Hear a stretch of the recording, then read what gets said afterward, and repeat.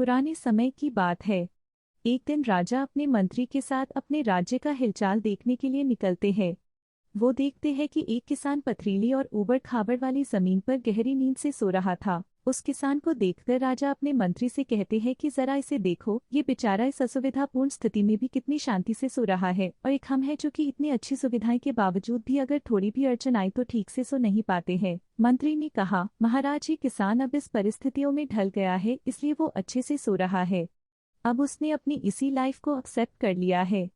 मनुष्य का शरीर बहुत ही कठोर होता है, उसे जैसी व्यवस्था मिलती है वैसा ही वो अपने आप को उन परिस्थितियों में ढाल देता है। राजा ने अपने मंत्री से कहा कि मुझे ये बात सच नहीं लगती है। राजा ने कहा कि हमें इसकी परीक्षा लेनी होगी।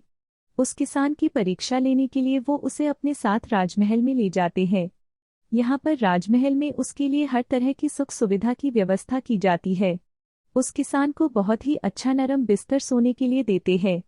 किसान भी बड़ी खुशी के साथ राजसी ठाट बाट का आनंद लेने लगा। इसी तरह किसान को राजमहल ने आए हुए 2 महीने हो गए। अब किसान भी इस सब सुख सुविधाओं का गुलाम बन गया था। उसी बीच एक दिन मंत्री ने चुपके से किसान के बिस्तर में कुछ पत्ते और तिनके रख दिए।